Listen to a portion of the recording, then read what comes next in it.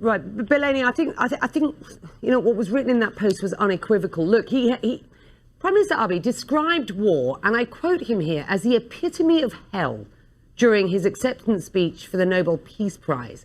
Now he is presiding over a protracted civil war, effectively. And by the way, how concerned are you that this is going to get worse and this will ultimately become a civil war? Perhaps we're not there yet. But it looks as if we could be. What will it take to stop this?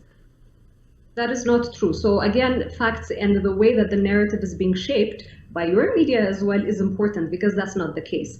The Prime Minister so how would you describe it? By the Constitution to thwart off any attacks on the state, on the integrity of the state as well. The Constitution, if you're willing to go through it, declares that and puts that as a responsibility mandated on the Prime Minister. The TPLF is an organ that has been designated by our House of People's Representatives as a terrorist organization. If the TPLF, if you remember in end of June 2021, when there was a unilateral humanitarian ceasefire that was enacted, the opportunity for peace was there. The opportunity, this unilateral ceasefire that was taken by the government was paying heed to the suffering of our own people. And we need to also acknowledge that the people of Tigray are our own people as well. So heeding to the pains that they are undergoing because of the criminal tendencies and the power grab that is being pushed by a small criminal enterprise and a small clique, acknowledging that the unilateral humanitarian ceasefire was considered a joke by TPLF, and what you saw them is encroaching into two other regions, looting properties, destructing properties, killing civilians, raping women and children as well. So this needs to be thwarted. He has a responsibility to. And I'm giving you the. I am giving you the opportunity to put your side to us today, and to our viewers, of course. And it's been a long time that we've been hoping to have this conversation, and so I'm glad that you've been prepared to come on the show today and have this discussion. As you rightly point out, Tigrayans are Ethiopians. So since the state of emergency has been imposed, witnesses tell CNN that Tigrayans are being ethnically targeted and arrested by authorities. Ethiopia's state-appointed Human Rights Commission says the arrests are happening on reasonable grounds, as the detainees are suspected of collaborating with terrorist groups. Is there any proof of that?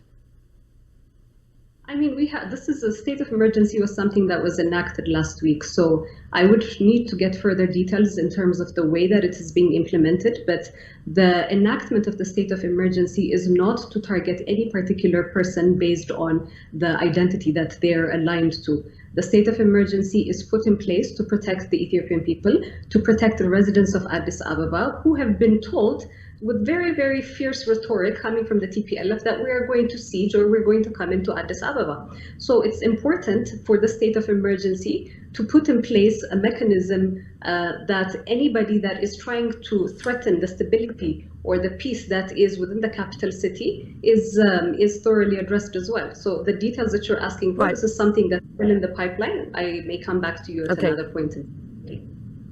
Well, the government has declared a state of emergency, reflecting the rapid escalation of this conflict that ultimately threatens to tear apart Ethiopia and further destabilize the Horn of Africa. Your government has urged foreign powers to stand with Ethiopia's democracy. You do not have the support of Washington, for example, which just this week accused Ethiopia of gross human rights breaches and said that it planned to remove the country from an important trade pact. What's the government's message to Washington? Who are you speaking to here?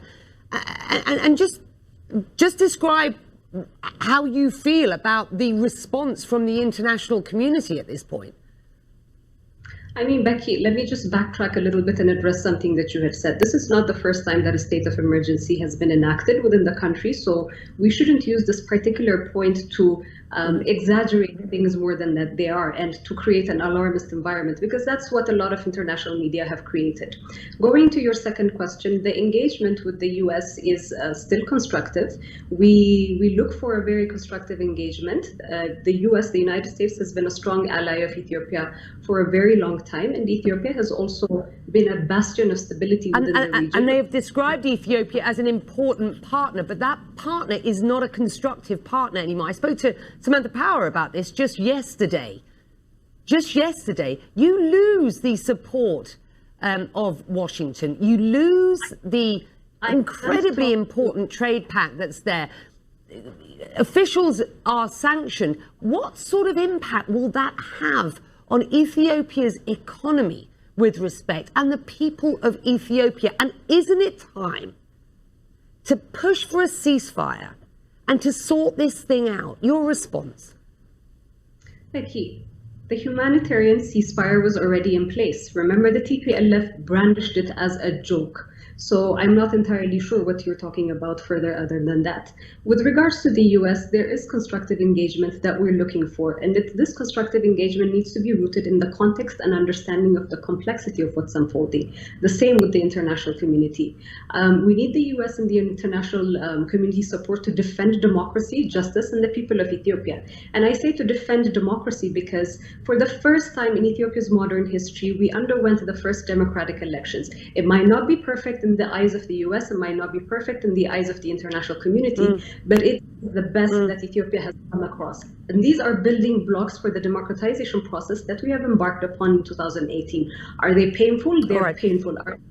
Is it facilitating a segue for something more solid and foundational to come? Yes, but we still need that because this is a democratically and legitimately elected government, and the Prime Minister. The Ethiopian government faces huge criticism at present, and there are calls from pretty much everywhere at this point for a ceasefire. So you're right to point out that there was the bones of a humanitarian ceasefire at one point, but there are calls now for a full ceasefire. Briefly, tell me, what do you expect will happen next at this point? You know, this is something that Ethiopia has been preparing for in terms of facilitating a peaceful conclusion to this, really troublesome chapter. Ethiopia remains committed to enabling an all-inclusive national dialogue that is aimed at addressing all political contestations. And the institutions and processes that are being laid out for that national dialogue to take place, and such details will emerge accordingly. But we believe that this process needs to be Ethiopian in form, and in this nature will produce positive results pertaining stability and peace. This inclusive national dialogue is something in the pipeline.